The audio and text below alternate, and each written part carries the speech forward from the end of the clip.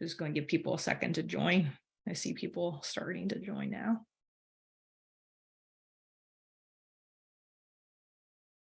Hi everyone, welcome to day 3 of the Lumivero Research and Technical Writing Institute. We're excited for another content-filled day of learning about writing and how to use the software to assist with your writing. So what I'm going to do first is I'm just going to take you on a little tour of the platform so you know how to get around. So you can see up top here where I'm in the lobby, there's a lobby chat you can participate in.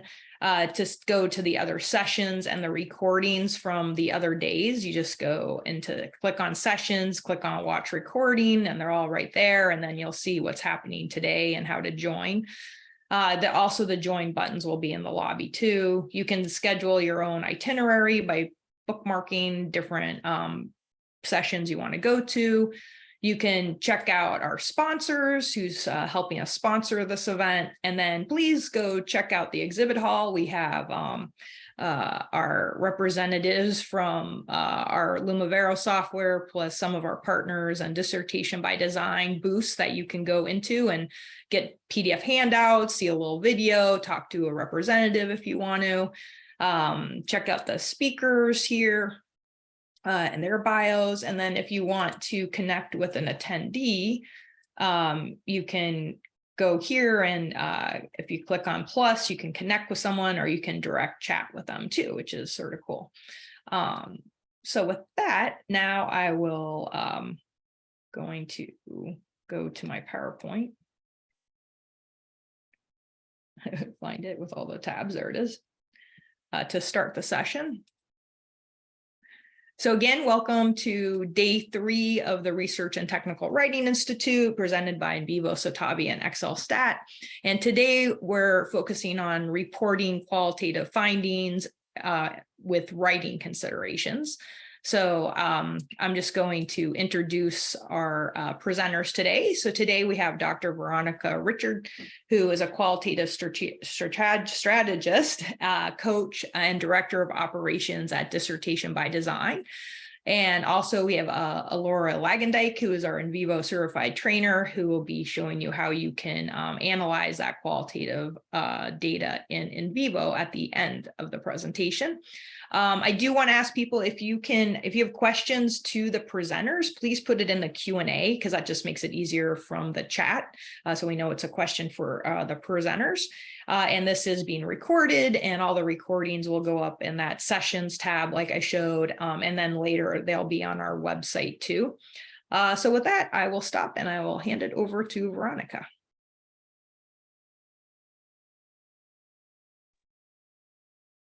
Right. Thank you, everyone. It's nice to be here. Let me just share my screen.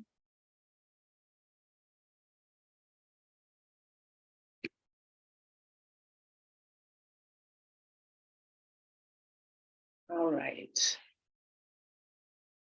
Stacy, can you see the screen okay? Yes, we can. Looks great. Okay, great. All right. So today we're going to be talking about a qualitative writing up our qualitative findings, and basically when I talk about writing up our findings, I talk about representing the data. So if you hear that language, that's what I'm referring to. As just so you know a little bit about me, I am a researcher, writer, and educator. I have been working with qualitative researchers, doctoral students for over 15 years now, and supported many doctoral students and master's students in completing their research and their writing. I'm really also interested in highlighting how we can bring out participants' voices in different ways. And while I don't talk about that today, that is one of the things that we do need to attend to when we are writing up our findings. So if you have any questions on that, just let me know. All right, today we are going to start with seeing how our research design impacts how we present our findings, and then how that can actually help us write. And then I will go into participant profiles. This is an addition this year for this presentation. One of the reasons why I thought that this was important is because it varies across the different genres that we have. So in a dissertation, the profiles are very different than in a manuscript or in a report. So we'll talk a little bit about those differences. And the biggest part of today will be on the external and internal structures of writing up and representing our data. And then briefly at the end, I'll go over some revision questions and prompts you can be thinking about as you revise your not so perfect draft from our internal and external structures. And then finally, Laura will take over and provide a live demo of in vivo. So we have our first poll now. What is your qualitative design? Here are some options. They're the most common, I would say, but if you have another option, just press G and we'll see how everyone is shaping out here. Okay.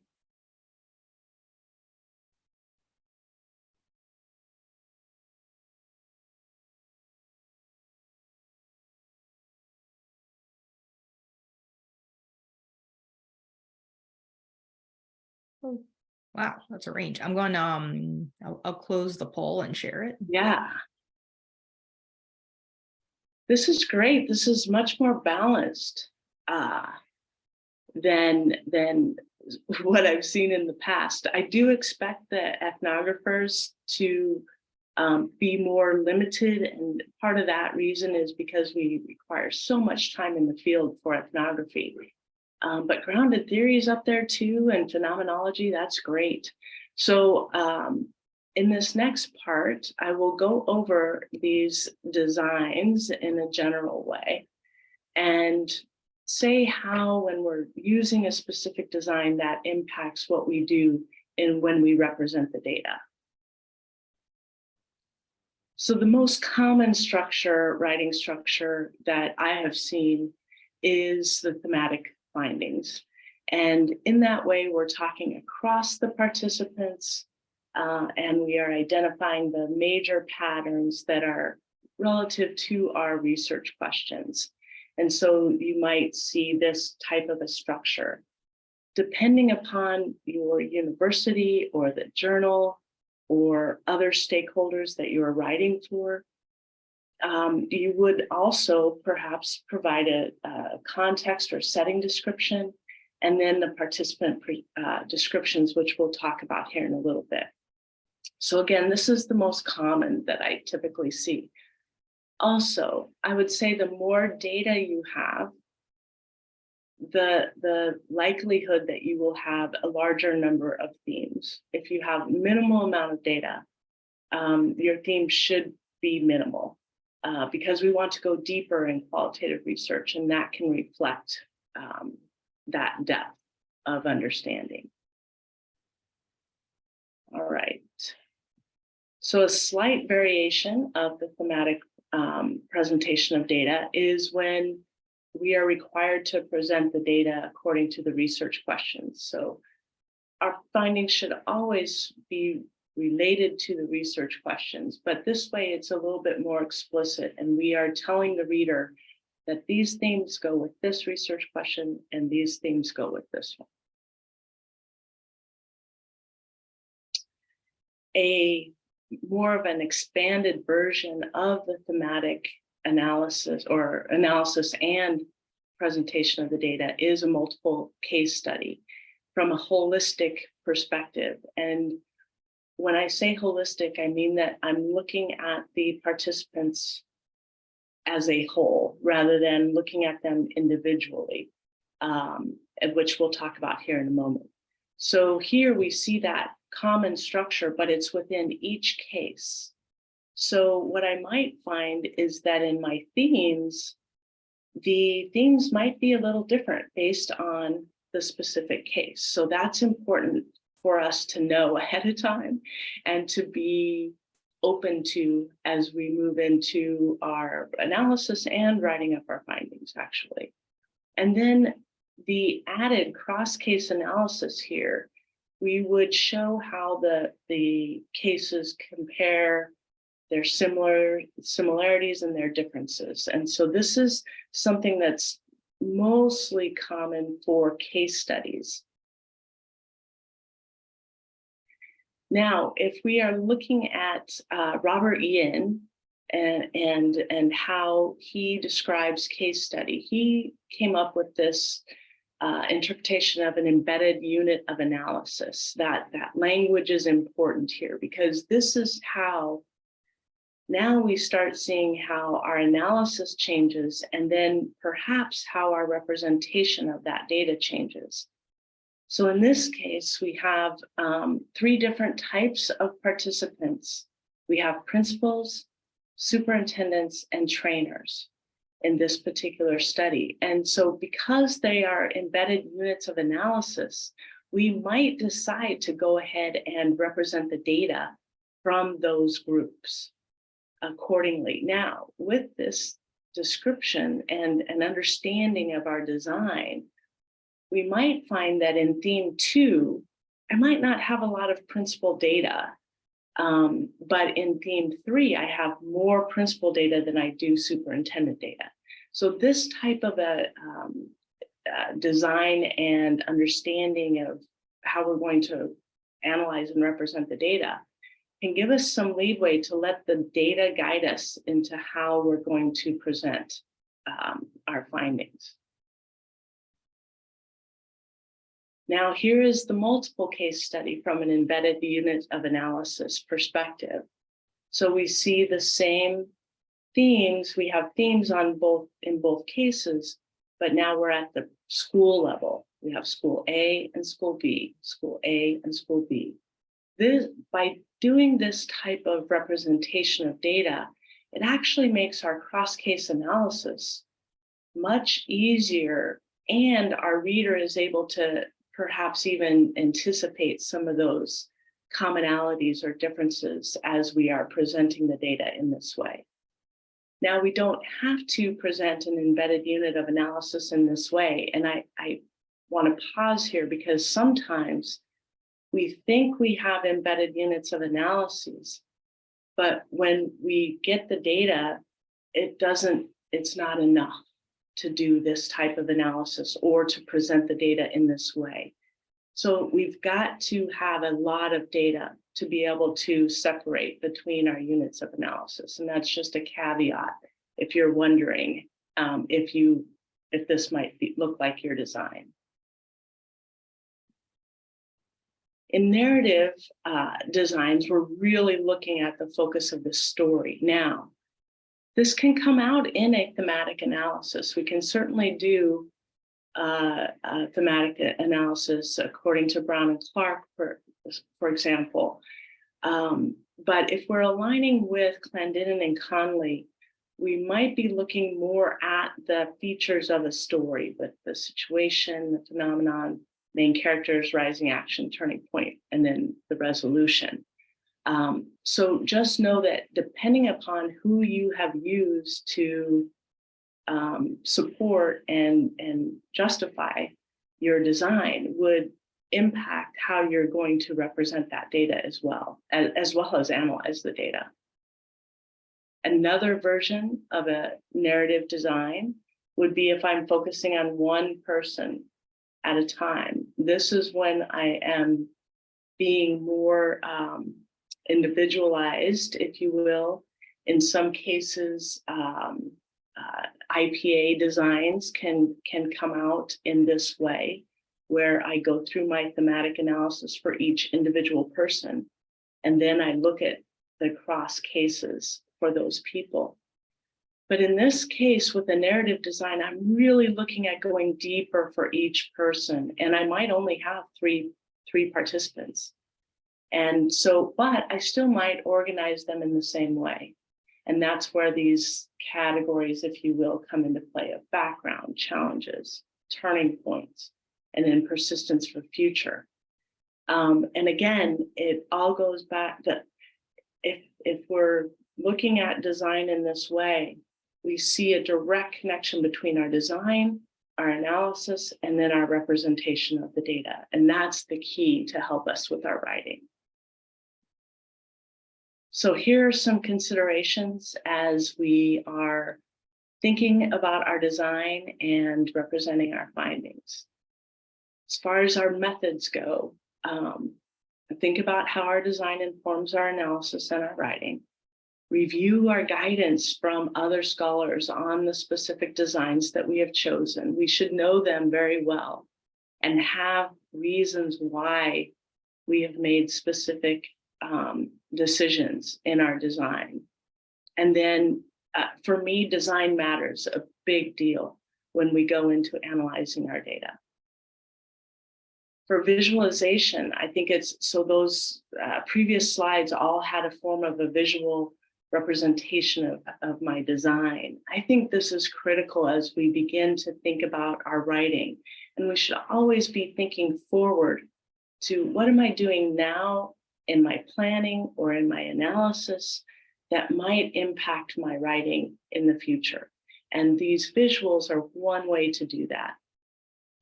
These visuals help us, but they also help our reader and help them see where we're going to take them. And then also by using visuals and descriptions of what we're doing, we're also supporting future researchers in doing the same. So as far as writing structure goes, those visuals that I presented really helped me to see then what type of structure I might present for the reader when I do present the data. They also give me some key words to draw upon and keep repeating for the reader's sake, to keep them with me as I move through the writing. And that's true with our design and any of our decisions related to our methods. And then these, not only do these guide our writing, but they set up expectations for the reader. And we're going to continue this important idea of how our writing actually establishes expectations. And if we don't uphold those expectations for the reader, we're likely going to have some kickback from our reviewers to say, hey, we need you to do X, Y, and Z. So we'll see how we can do some things that'll minimize those comments. All right, presenting the participant information. First, we want to consider, do we want to present the group profiles only, or individual profiles only, or both? If we are looking at a manuscript for a journal, likely we are just going to provide group descriptions because we just don't have the space. If we are in a dissertation process, it is likely that we will need to do both the group profile and the individual profile, okay? Both of these components have different aspects, and I'm going to talk about those here. So for the group characteristics, we're really looking at the total number. We're looking at that holistic level again, the total number of participants. We might, and especially in a dissertation, report out what was planned versus what the final numbers are. We would want to look at the overall demographics that matter for our study. And then this could be, you know, if there were any ethnicity issues that were important, age issues, gender, but also perhaps years of experience, that sort of thing, which comes into this third category here of the phenomenon related information. So let's take a look at the different forms of writing when we are presenting an overall group profile. So this is an example from a dissertation, Rodriguez, in 2015. And So this study focuses on the experiences of 16 undergraduate Latina who are persisting in their STEM majors at the selected research site. So just as a caveat, before this, she did describe her research site for the reader. And as I mentioned previously, that might be something that you need to do. She talks about her propulsive sampling, and then the criterion-based sampling. And this is all setting up expectations for the reader, and what I expect from this person is now to tell me what those criteria are. And she has done that. So that's that first paragraph. Then she starts to be a little bit more specific, juniors and seniors in STEM. And then she gives the rationale why. Participation is limited to certain colleges. And so an overall, a little bit more in depth here because we are looking at a dissertation, okay? But now if we go into a research report, so if, for example, if I'm doing an evaluation of a program, I would really want to go into more detail on my participant profiles. And this, again, is that holistic account. So here we see 8,646 respondents to a survey, but now 82 people were interviewed. So really doing a lot more here because this is a large study and a large report. But interestingly, in the text that I have bolded here, we're showing the author is showing some differences here on from the national study or the larger sample to those who were interviewed. And I would expect this as a reader to see this type of definition and description. And again, down here, compared to the survey sample. And then when they make a claim of active learners, the author again describes that, what they mean by an active learner. In the manuscript now, look at how much smaller this is compared to the dissertation and the research report. We just don't have the room to provide a more in-depth description. So what happens here, then our visuals come into play. And this is what we see in the manuscript now. And we see a little bit more details, but we don't go into all of the descriptions. Now, if this were a dissertation, I would expect to see the differences and why each type, the roles. Why did this researcher choose the different roles? I would expect to kind of see that detail, okay? And then down here, what's interesting about the table that I wanted to highlight is the importance of providing notes in our tables and letting the readers know that, hey, this is what this stands for. And we can see that in this particular study, this person had several types of data: interviews, focus group interviews, and then online interviews. And I believe the plus is observations, yes. And then the plus is observations. This was a case study. I would expect these different types of data. So that's another important thing to consider when we are providing the participant information. Okay, so now the individual profiles are much more detailed.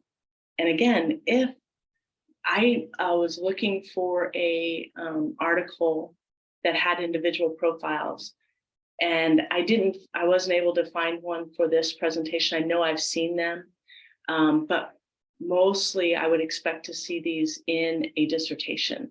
So for those of you who are doing dissertations, this is definitely something that you will need to provide, or I would expect them as a dissertation chair.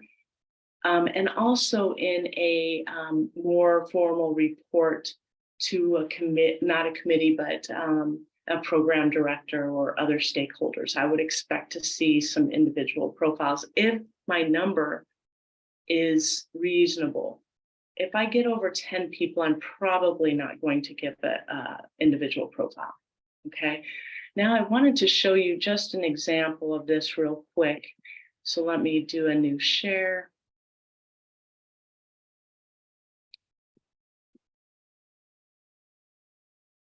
And there we go.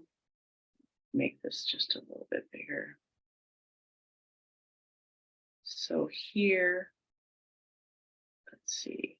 Oh, this is the wrong one. I apologize. Hold on just a moment.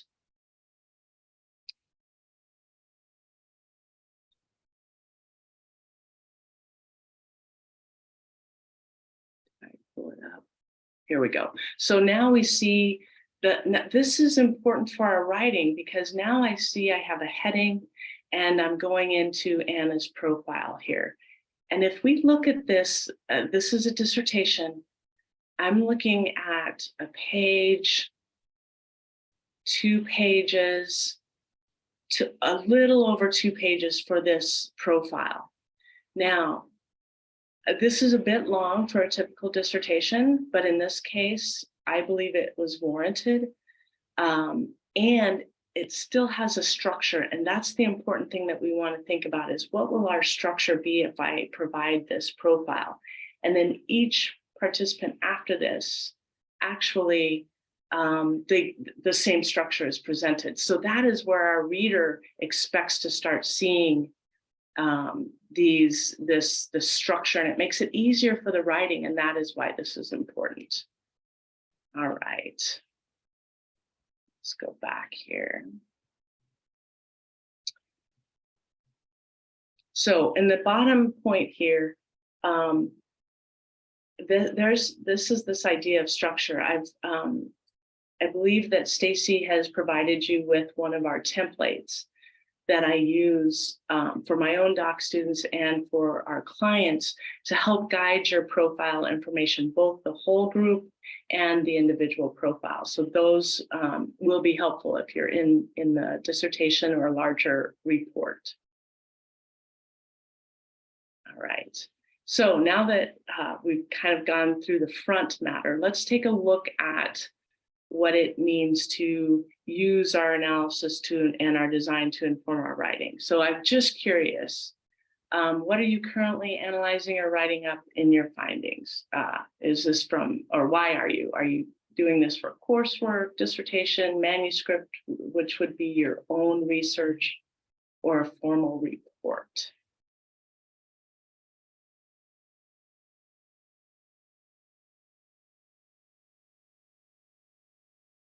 Sorry, I'll get the poll right up. Sure. I was doing the chat.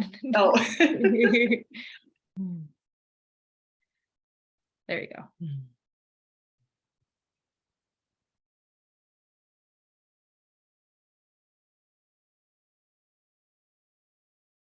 This is great.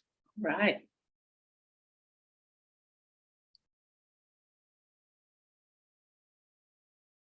Somebody asked me to give a little more time with the poll, so I'll give a little more time.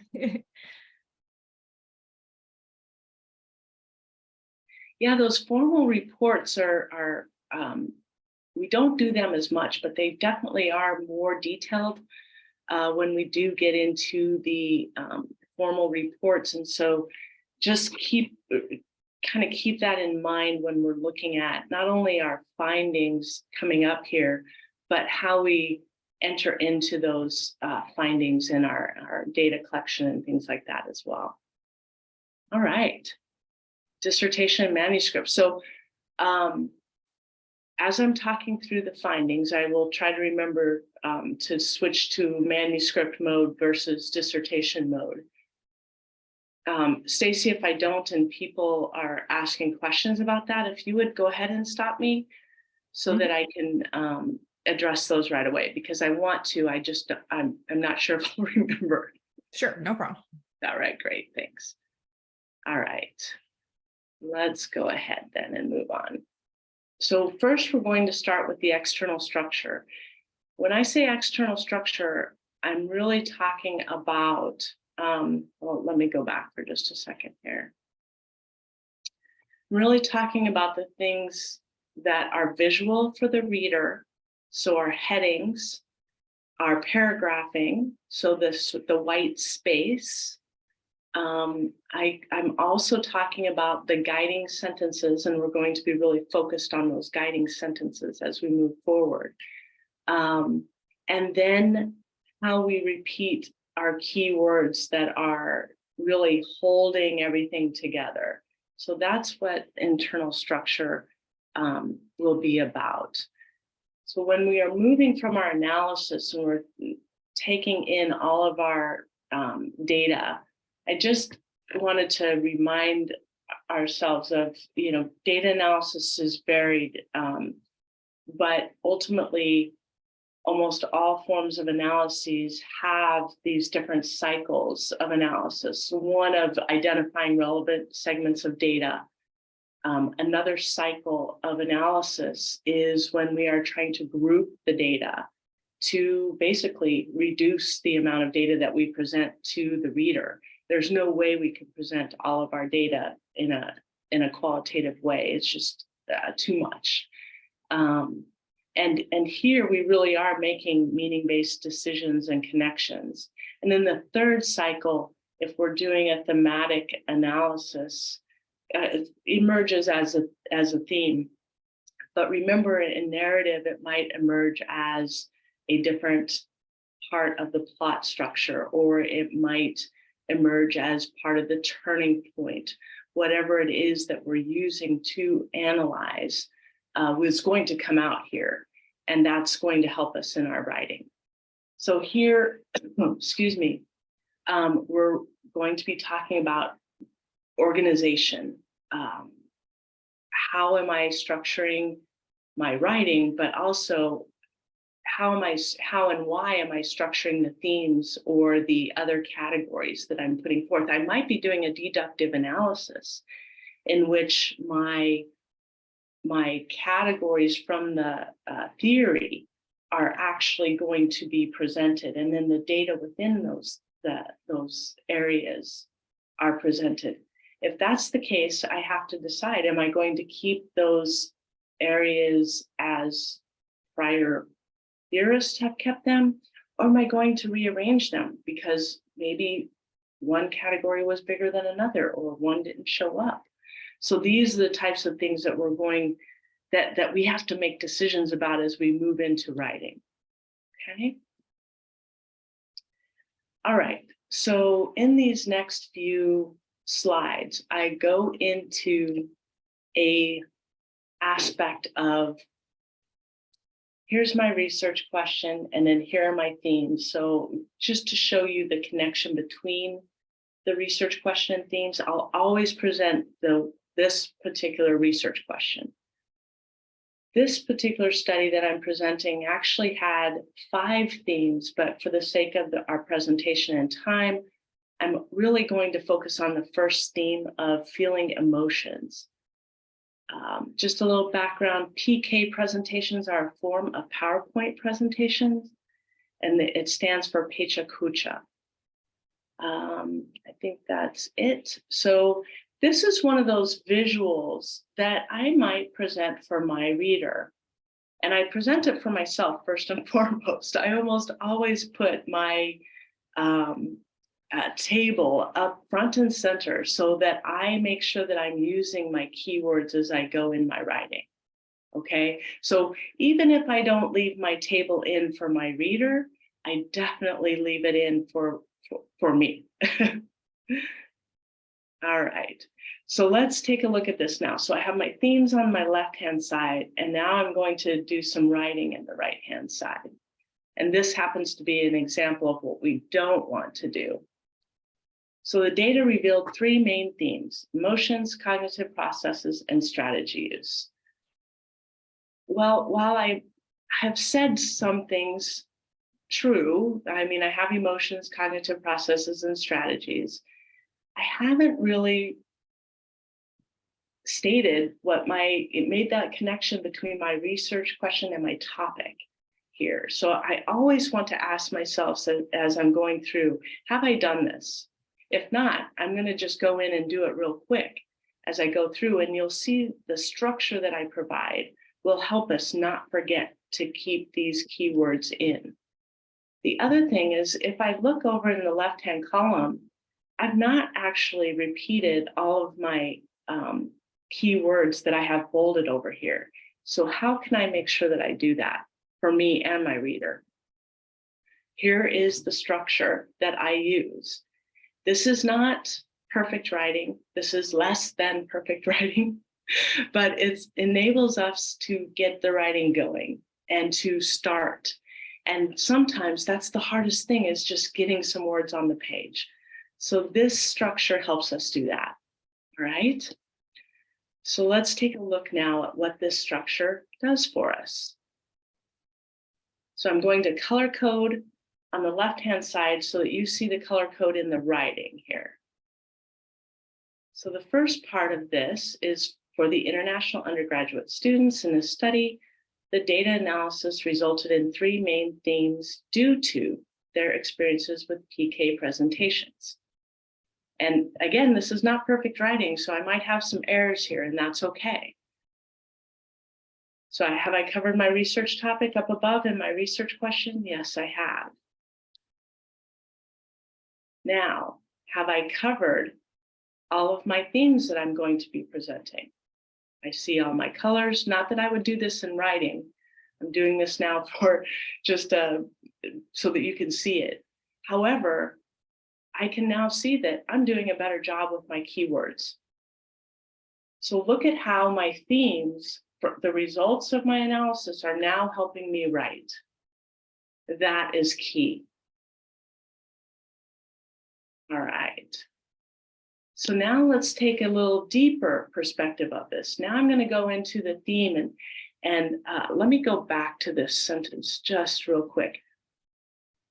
If I look at this sentence now serves as my guiding statement for all of my findings. If I go in my next section and I say, hey, everyone, I'm going to be talking about gaining awareness and cognitive processes, I have not done a good job. I have set my reader up and I'm not meeting their expectations, because if I put it this way, feeling the emotions, that's what the reader should see first in a heading and in my presentation of data. Okay, that is why sentences such as this are so important, because they tell our reader what to expect, right? Oh, hang on a second, I'm still on that back arrow, sorry about that. Okay, so now we're going to look at what am I going to talk about in feeling emotions. In this case, I'm going to be talking about 3 things: being overwhelmed, experiences with emotions due to being an international presenter in English, using English, and then experiencing emotions related to just public speaking. I think we can all identify with that. And then having these other requirements through this type of presentation. So now we have our left-hand column. This tells us our structure again. So let's see what the structure now looks like.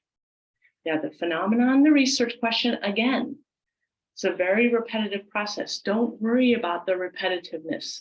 If our reader does not want that, then let us know. But for this way, let's just make sure we have it. Then I have the theme, and then my topics 1, 2, and 3, or some people might call them sub-themes, okay? So now let's see what this looks like in writing. How does this structure come out? Let's take a look. So I have my blue for my research questions and the phenomenon itself. I have feeling emotions. That's my theme. And then let's see if I have, so I've got my research questions, I've got my topic. I'm good with that sentence, but I haven't told the reader yet where I'm taking them. So I need another sentence to do that. Let's see what that looks like. Here we go. Now it's feeling emotions to being overwhelmed, being an international presenter, and now due to public speaking in general and the PK presentation. This format will help you make sure that you are covering the topics that you want to cover. Now, another thing with this structure is it can also help us realize that, hey, wait a minute, I think that I want to put public speaking first, and I have a rationale for that. I might start to switch my order. In this way, in our writing, we are continuing to analyze the data, okay? Because I might go, wait a minute. Being an international presenter has to go first because that's where they're coming from. If I decide that that's the case, I'm going to be switching things around and presenting the data differently, okay? I've used my keywords. I'm being very intentional with those words, and I'm good to go. So let's see how this looks together now. It seems very small when I put it in that structure, but look at how much writing that we've already done. So here I have my overall guiding sentence for all of the findings. So for all 3 themes. Then down here, I have my overall guiding sentence telling the reader where I'm taking them in the theme, in the actual theme. These types of sentences are critical in a dissertation because the dissertation is so long that it's very, very easy for us to lose our reader. These guiding sentences are critical. Now, in a manuscript, these guiding sentences become the bread and butter, if you will. And I might actually condense everything, put them in, for example, in the being overwhelmed, I might only present another 2 or 3 paragraphs about this. But if I'm going into a dissertation, I've probably have about 5, maybe even 10 pages for one theme. So this is why these guiding sentences become important. Now, just as a caveat, I will also be coming back later. And I know that I will. So I let this go. I come back to this later so that I can finish up my paragraph here, because I only have one sentence. That's not enough for a paragraph, but it's enough for me to start writing. So I'll come back to this later, decide what else I need to tell the reader. Maybe it's before this sentence, maybe it's after the sentence. Okay. So now let's look at the internal structure. We still haven't even gotten to the data yet and actually presenting the quotes. So when I'm talking about the internal structure, now I'm talking about topic sentences, maybe some subheadings. I'm talking about the repetition of language is always a piece of that. And then our data and actually seeing the participants' voices here. Again, I'm going to stick with this form of format so that we keep repeating it. It just keeps repeating itself. All right, so now here's my theme, feeling emotions. My topic or sub-theme is being overwhelmed. And now look, I have 2 main points under being overwhelmed. Now, as Laura will show in our analyses here in a bit, if we're looking at our in vivo printout, it's very, very helpful for us to be able to write from that. This outline that actually can happen in vivo is the outline that I've had here. I used in vivo for this project, and that's how it comes out. So I can just take my structure in vivo, and actually that becomes my structure for my writing. So let's now see what the structure format is. I have phenomenon and focus, theme, the topic or the sub-theme, and then I have the first point I'm going to make and the second point I'm going to make. Now we're getting closer to the data. Right, so let's see what this now looks like. In the theme of feeling emotions, the EAP international students were overwhelmed. Okay, that's my first clause in my sentence here. And now I say, because of college demands and the responsibilities that come with being a presenter. So now I've reminded the reader that I'm going into my themes.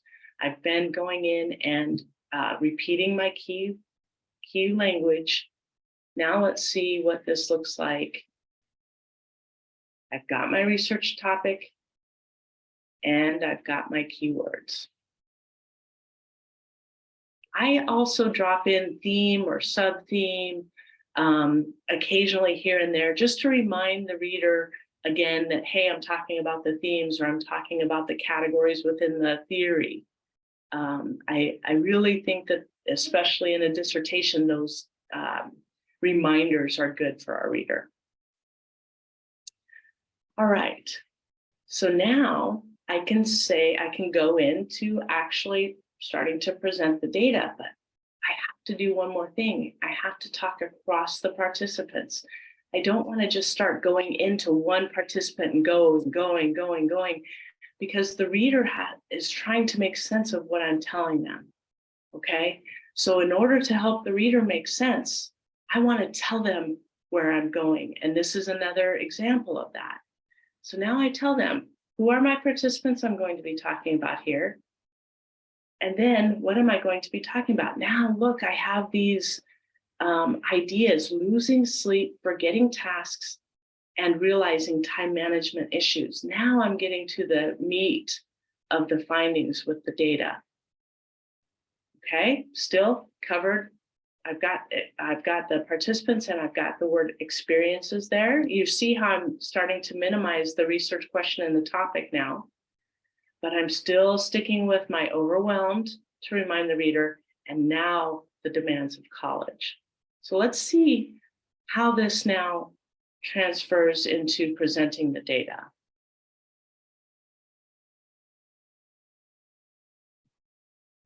Come on.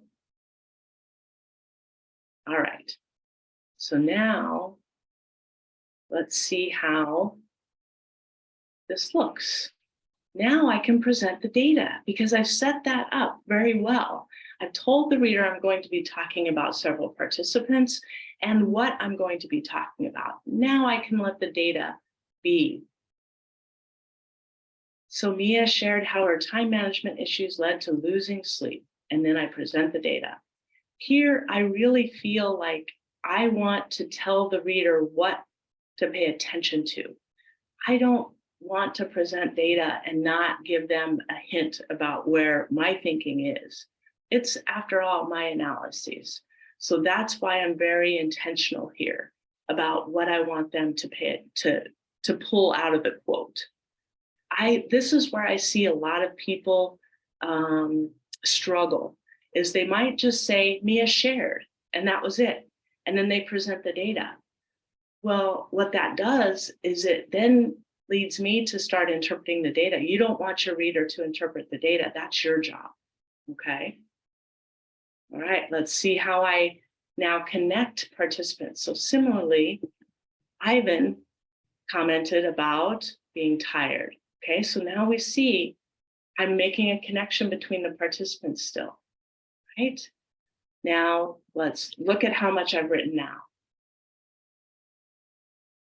Now, if I take my outline from my in vivo printout, I can put in these key phrases and key sentences in there, and then I can start adding in the data. And so this, for me, takes out the worry of getting it right, because I don't have to get it right. I just need to get it on the paper, and I need to be organized, okay?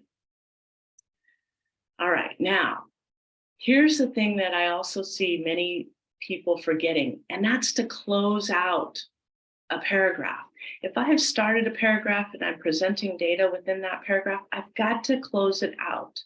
So at the bottom here, I say, regarding the emotions they experienced while planning, ... Mia, Ivan, and Chris all spoke about the various aspects of time, which seemed to add a sense of overwhelm to their experiences. So now I'm iterating the point that I want the reader to take away. Again, that's my job. If I leave them hanging and just provide a quote, I haven't done my job, okay? All right, so real quickly now, we'll go over the revising the not so perfect draft.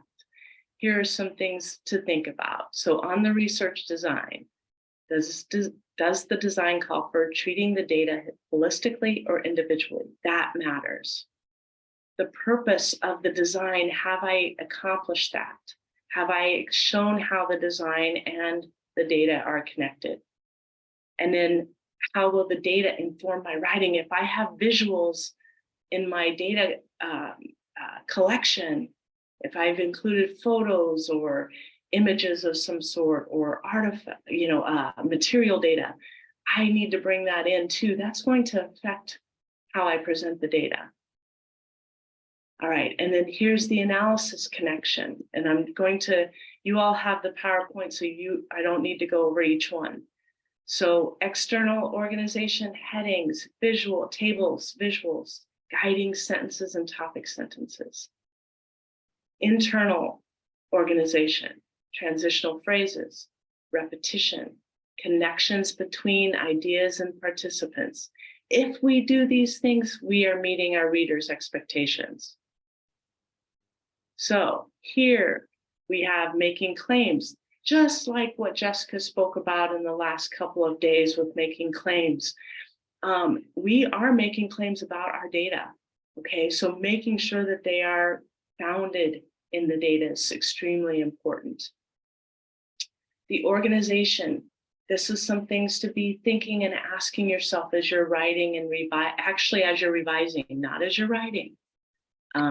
If we think about too many things as we're writing, we will never write, or it will be extremely slow. So remember, this is about revision. Then intentional decision-making.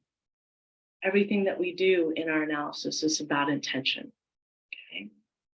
And then our logical order. And again, if we do these things, the likelihood of meeting our reader expectations rise. And one last point here, the importance of taking time away from our work when we're revising is critical. I can't expand on it enough. Our word choice is critical as we move in. Try not to get bogged down when you're writing your first not so perfect draft in your word choice, but the revision process, this is where you want to spend your time. We need to be intentional. Our words convey meaning. And then guiding our reader, as we've talked about, in logical order. Again, all of this together meets our readers' expectations. General sections of our findings. I just provide this slide just as an overview. Various journals and universities and stakeholders might vary in what they expect.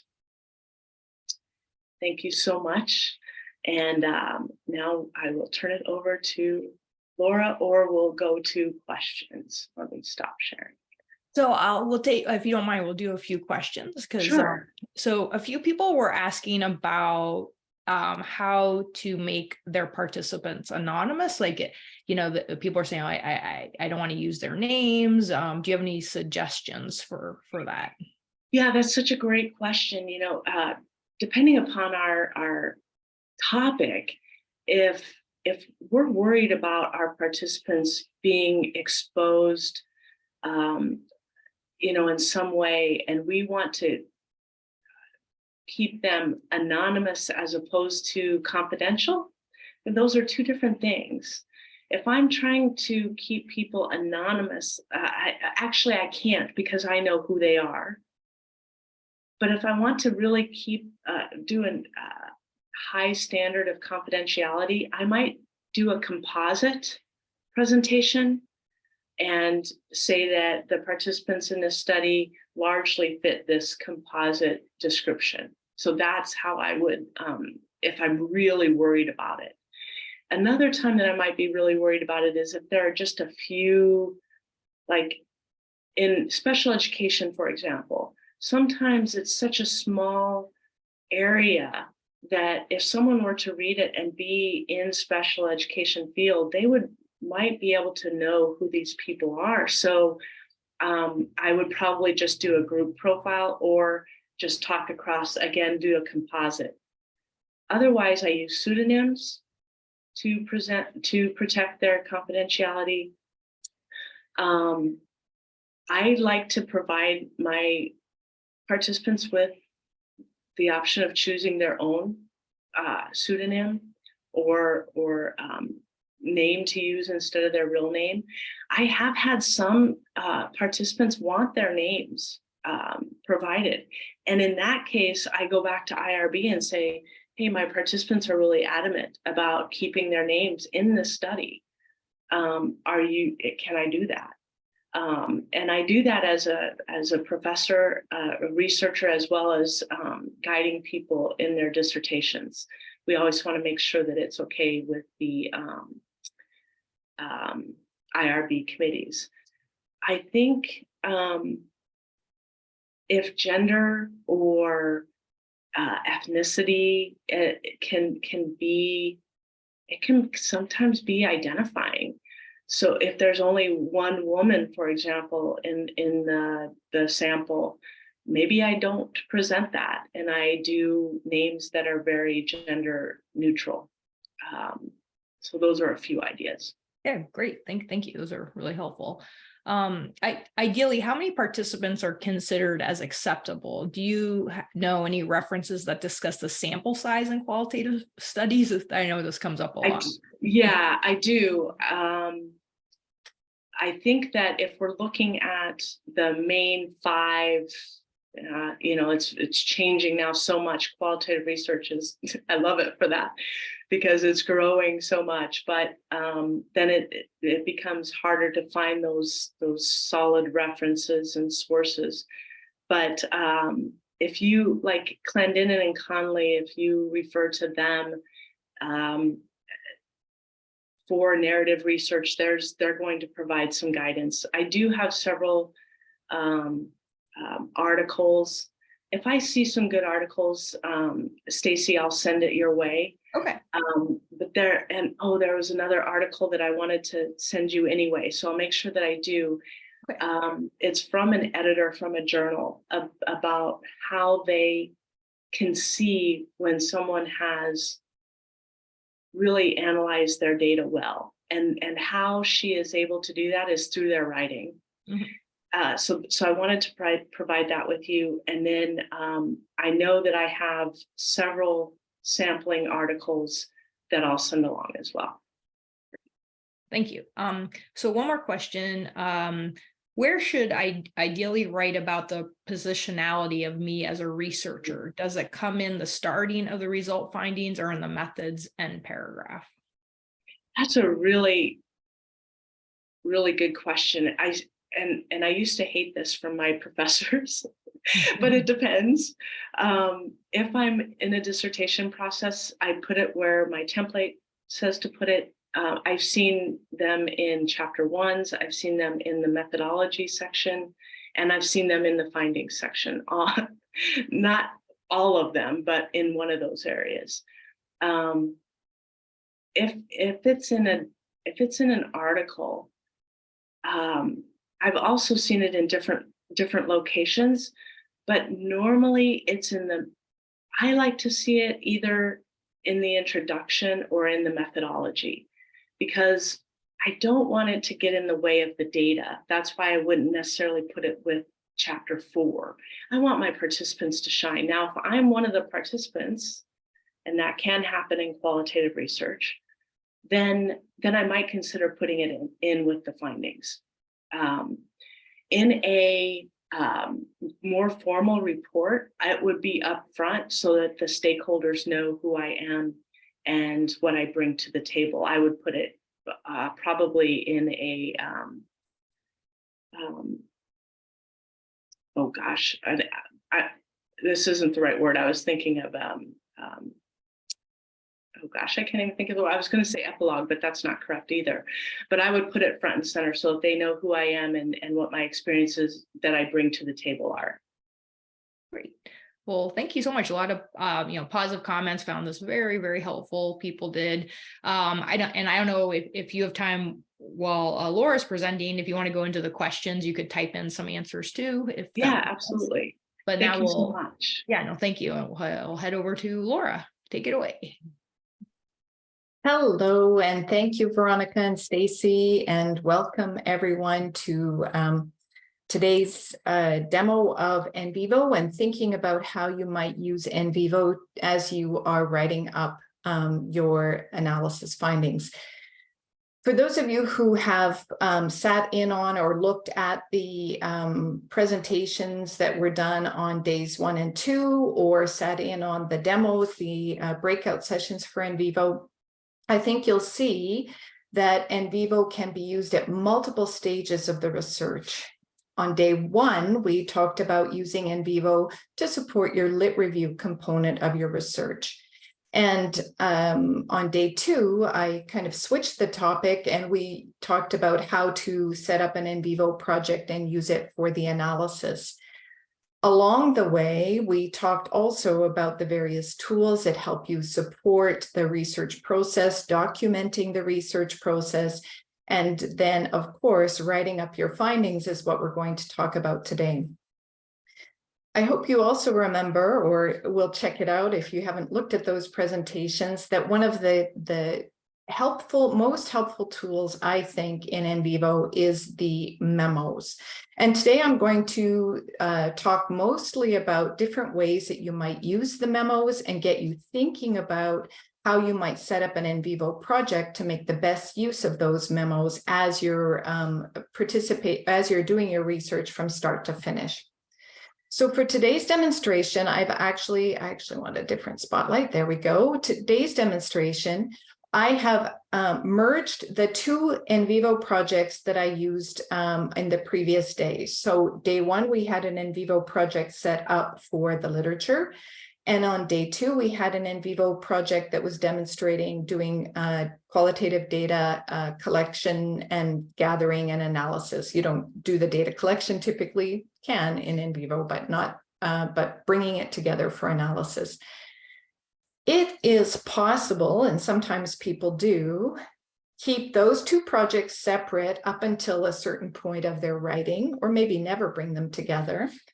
And sometimes people will start an NVivo project for the literature and then expand on that NVivo project by bringing in their primary data as they actually begin to do their research.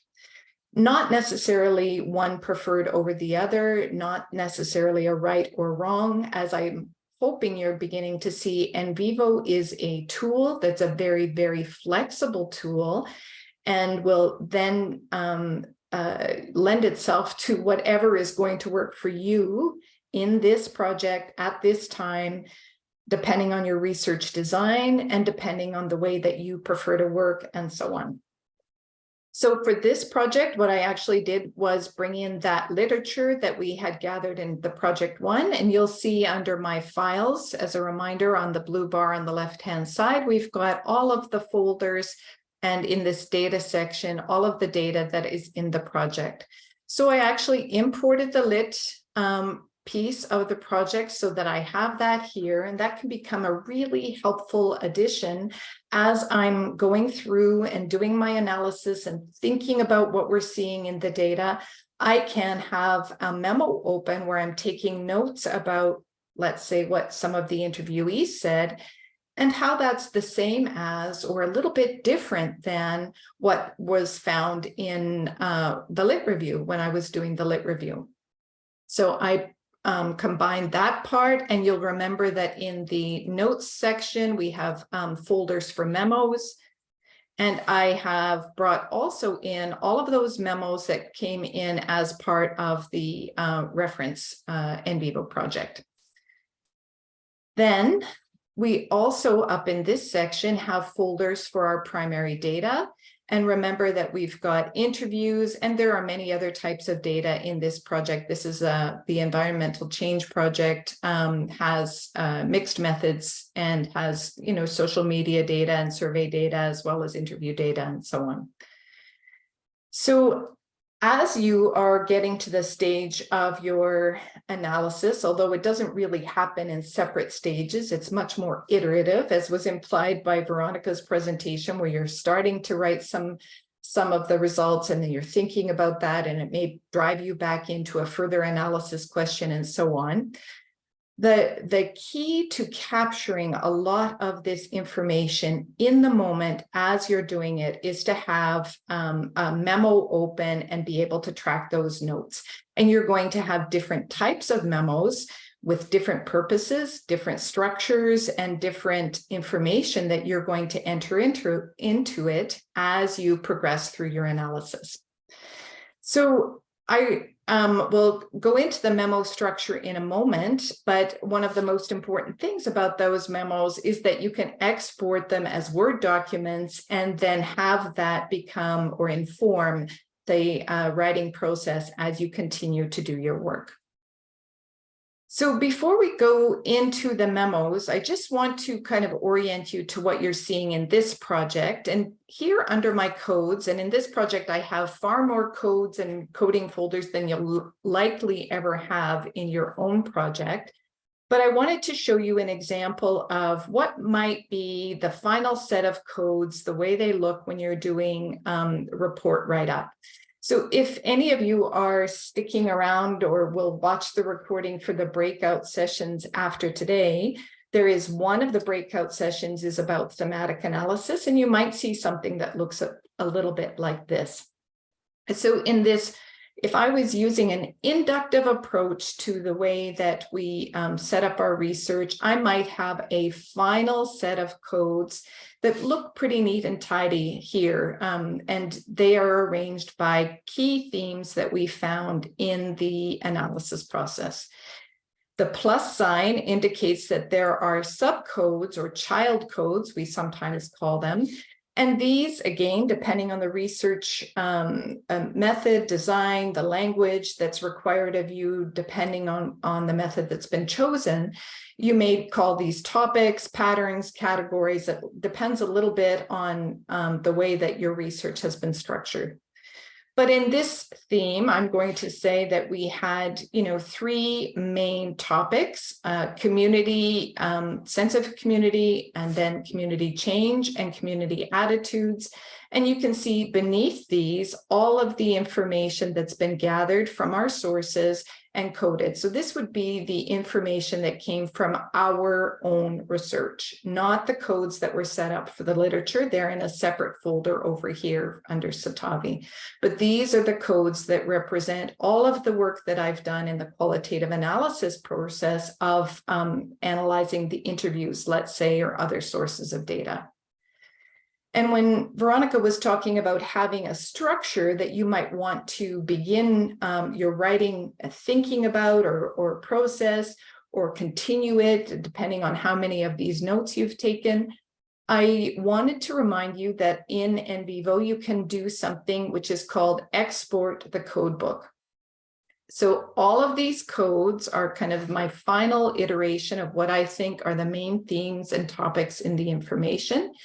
And if I wanted to export a list of those codes and see everything that is kind of defining those codes and how many files or different sources have been coded there and how many references or different chunks of text have been coded there, this kind of gives an overview, what I call an eyeball analysis of how commonly used these codes were in this data set.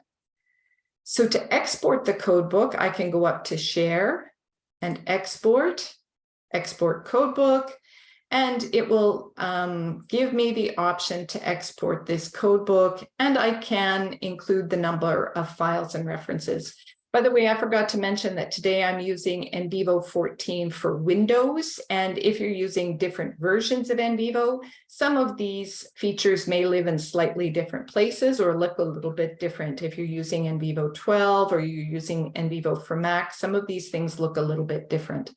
In NVivo for Mac, the number of files and references comes automatically. In NVivo for Windows, you need to choose that. So I'm just going to cancel out of here because I actually already exported that codebook just to save us a bit of time. And I want to show you what's exported. So this codebook is a list of all of the codes that were in that folder that I showed you. But you can also see the description of what belongs in that code the number of files, and the number of references is kind of an indicator of how much coding is present in that code. And this can become a very helpful tool that you would use to share with your committee or to share with other people that are interested in your research. And you'll notice that the name of the code is put in different places, and that indicates the hierarchy. So this is my main theme, community, and one of the key topics, sense of community down east. And here are some of the things that were coded under that code. So you can scroll down and see how those codes and themes, topics are related to each other, what belongs in each one, etc. And one of the things that I highly recommend and is very, very helpful when you're actually doing your methods write-up, which you also have to do, is exporting this code book, not just at the end of your research, but at multiple stages of your analysis process. So perhaps if you've done an inductive approach to your coding, you've got a whole long list of codes that you've developed, and they don't even have any structure. And you're kind of at the end of your first round of coding of all of the interviews, and you've got a list of, I don't know, 100, 150 different codes. And you and your supervisor say, okay, we've got to make some sense of this. You might export your code book at that point. And then as you begin to revise and work with your codes and set up some structure and try to make sense and merge some topics that are highly interrelated, you might export your code book again. As you go to write up the methods section of your research, then you have those code books, save them in a place. Sometimes I even import them into my in vivo project, so they're all there. I set up a folder for my code books and make sure that they're in there. And I can look at those code books and then report on the evolution of the coding structure over time. So that is a very sound way both to remind you of what you've done, but also to demonstrate the evolution of your thinking as you progressed through the research. If you're using a different type of research design, you've got a different analysis process, you may still want to export the code book in multiple places, because you might have started with a list of codes if you're working in a deductive manner, and you've got a theoretical framework that you started with, but you started to change that theoretic coding structure based on what you were seeing in your research. So the code book is a very helpful tool, not only at the end of your project when you're writing things up, but also something to export on a regular basis as you're moving through the research. So really highly encourage you to do that, to keep track of what you've done. You may also have a methods memo that you have been tracking all of the decisions you made, all of the, if I come down to memos here, all of the decisions that you've made, all of the coding discussions you might have had with your supervisor or your team. If you're working in a team, you can track those kinds of things in memos as well, remembering that those memos can be exported as Word documents. So now you've got kind of a list of all the decisions that were made as you were doing them. You don't have to go back and look for and think about things, but you also have the code book to kind of show the progress of the evolution of your coding structure, etc. So the code book is one way of really kind of guiding that. And then the way that you set up your codes and your memos that correspond with the codes can also support your writing. So going back to that code folder that shows that list of codes, one of the things that I wanted to remind you of is that you can associate a memo or link a memo to a certain code. So here I can see that the natural environment code has a memo linked to it. And as I've been doing my analysis at multiple phases of developing this high-level theme, I will have been tracking what I think belongs in the theme and some of the key quotes that are associated with the theme and so on. So if I've done that kind of thing, then I can have those Word documents exported as memos And if I've done some linking to key quotes or even pieces of research, you might see them be represented in a memo in this way. Now, these see also links are available only in NVivo for Windows, but if you're using NVivo for Mac, you could still be using that memoing process and just documenting where you are finding the most helpful quotes and pieces of literature that you want to refer back to, and so on. So this was my memo that I was gathering information about this topic called community change. So I might have exported it just to remind me of some of the things that were really important about community change. But as I continue to go through and do my work, that natural environment memo may be at the stage of writing up my findings. I'm now going to be thinking about what I'm seeing in these topics, referring to key quotes that are represented in the literature, and also referring back to, key quotes that are represented from my own data, but also linking back to some of the findings that I remember from the Lit Review. This is not a perfect done deal draft either. Remember that Veronica talked about just having some of this information in one place to get you to a starting point of the way that you would begin to summarize across all of the information that you've been working so hard to gather and do analysis in for such a long time. And it might have been a very long time since you've been looking back at the literature, so you can start to bring these things together in specific summary memos that are associated with the theme at that highest level. So I'm just going to come back to NVivo and also get you to think a little bit about the participant profiles that Veronica talked about. And if you're using the type of research design that you would be reporting on those profiles, a really great way to capture some of that information. There's two things that I would encourage you to think about. One is if you've got very kind of, let's call it quantitative information about the interview participants, if you're using that kind of data, you might want to track those demographic characteristics and build what we call cases in NVivo. It doesn't mean you're doing case study research, but it's a way of grouping the attributes or the demographic characteristics about each of the participants. And you may want to create a case for each of your interviewees and assign some of those demographic characteristics to that. If it's very short and kind of categorical or quantitative information, things like gender, age, where they live, their profession, whatever those things are that you've collected that are relevant to your study. And those would live in what we call a case classification sheet. And you can then have a look in here at some of the characteristics. And this has a lot of information in it, but you would be able to see the characteristics that we've associated with somebody like Barbara. So if you're doing participant profiles and you have that kind of information, then that would be a really great way for you to be able to come in and take a look at who, this is a better way to show you perhaps, who is part of the study, what kind of information you've collected about them, and that kind of thing. But also the participant profiles that Veronica shared were a little bit more robust and had more detail for writing up things like their attitudes about a certain piece of information or a key finding in your study or any of those kinds of things.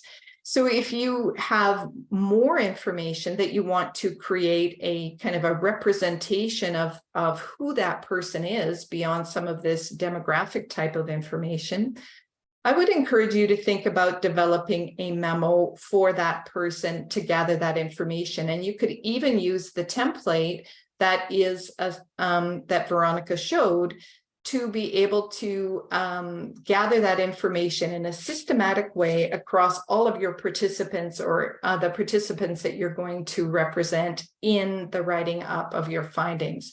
So I created a memo for this participant, Robert, loosely based on the kinds of information that Veronica shared. And again, remembering that this memo can be exported. If I come back to my exported memos, we can see that here I've got any field notes about the interview. So perhaps the interview got interrupted, or it was a really noisy place and we didn't get a good recording. That's really helpful, not only for you, but if you were the interviewer and there are other people on your team who are doing the analysis, those field notes can really help. And of course, you might have observational field notes as part of the process you're using, again, depending on the method that you're following. You could also then put in any demographic characteristics, assign that to the case code, as I mentioned. And then here you might do some of the summary that is that longer profile that you might wish to report on. And as you're reading Robert's interview, you would be building this summary so that when you go to write up the participant profiles, you've got that really information gathered really freshly as you're reading the data. So Robert's an environmental, I'm making this up, it may not be true to whatever is in the project, but he's an environmental engineer who's been living and working in the area since 1985. He has mixed feelings about development given his background, and I can even put in the relevant quotes. And then, as you see, this is a Word document that then allows me to kind of copy and paste and bring that information in as I need it into the writing up of my findings. So there are a couple of more ways that I wanted to get you to think about kind of assigning the memos, and I wanted you to be able to see just a little bit of the process. Since I'm not doing a demonstration later today, I wanted you to see just a little bit of the process, or how easy it is to create a memo inside NVivo. So the type of memos where we're gathering information very generally, like methods, and not necessarily linking that to a specific code or piece of data, we would simply create what is called a standalone memo. It's not linked to anything. So if I come up to create and create a memo, I would call this, I'm going to call it method, because I already have a memo, I think, called methods, and it won't allow me to create two with the same name. But I simply create the memo. It opens a Word document, or a document that looks like a Word document, and I can have that open as I'm going through my research and be able to write in here. So I can date stamp that memo, and that can be very helpful, and say, this is the first, round of interviews, and whatever, I'm tracking my information as I'm going along, writing up what we're doing each time, so that when I go to write the methods section of my report, I don't have to go back and think about what we did. I can export this memo that has documentation of all of the decisions that were made as we were doing it. And the last thing I wanted to show you is how to link a memo. And then, Stacy, I think I'll take a couple of questions if there's any NVivo questions for the last few minutes. But I wanted to show you how we link memos to any piece of information. So remember that I had Robert's interview open, and I have a memo associated with Robert. Let's say I wanted to link a memo to Marian James's interview. I could select that interview. I find it easiest to start at that place. And I could come up to create. I tend to right click, memo link, link to a new memo. And I would call this my Marian James memo. And then once the memo is created, it looks exactly the same, linked or unlinked. It looks exactly the same as the standalone or unlinked memo. And in the same kind of way, I can link a memo to a code. So if I go back to my phase 6, the kind of final list of codes, I could pick one of these topics. Let me just close this one out. And I can select, let's say, my community theme code. And I can link a memo to that one so that I can be able to gather my thoughts, write them in one place, put in any key quotes, put references back to the relevant literature, and so on. So for me, the beauty of NVivo is that it doesn't care which method you're using. It doesn't matter if you're using an inductive or deductive approach to your analysis. What matters is that you understand that it's a tool that you can then lend, adapt and lend itself both to the method that you're using, your way of thinking, the type of data you have, whether or not you're working by yourself or in a team, and then be able to use these tools to help you much more efficiently gather that information along the way and be well prepared when you go to do that writing up. Most of it is already there in draft form and ready for you to continue the writing. So I'll pause there and see if there are questions that I could help answer. Great, thanks, Laura. There are a few questions, and I just wanted to let people know I put a link into the Lumavero conference if we're doing a call for presentations till July 14th. So we'd love for you to apply, and just some information about NVivo. NVivo 14 came out in March, so that's our latest version. So here's a question on, how using color coding. I tend to use the same color because I don't understand the usage of the color codes. Could you please speak to that and how it might help? Yeah, absolutely. Great question. So here's a true confession. I did not used to use the coding colors very much. So we're talking about that you can assign certain colors, and you can see them showing up here on the right-hand side of my screen. But you can see that in this set of codes, people have used the colors very purposefully. So notice that all of the codes associated with the natural environment are colored blue, and all of the ones that are associated with community are colored yellow. And that can be really helpful to me because when I'm going inside a piece of information, let's say in terms of, I don't know whose interview might have some coding of that. I'm just going to take a guess on Robert's interview. Let's go with that. If I've got my interview open and I turn on the coding stripes and I want to be able to see how much of Robert's interview was he talking about community, I can turn on the color code for that that set of colors. So, I actually want my highlighting here. And we'll just do it for selected items. And that pulls up a separate little window here. And I'm going to go down to those other set of codes and turn that on. And I'll just turn it on for community. And then that should pull up all of the highlighting. Anything that's highlighted in yellow, I know is about community.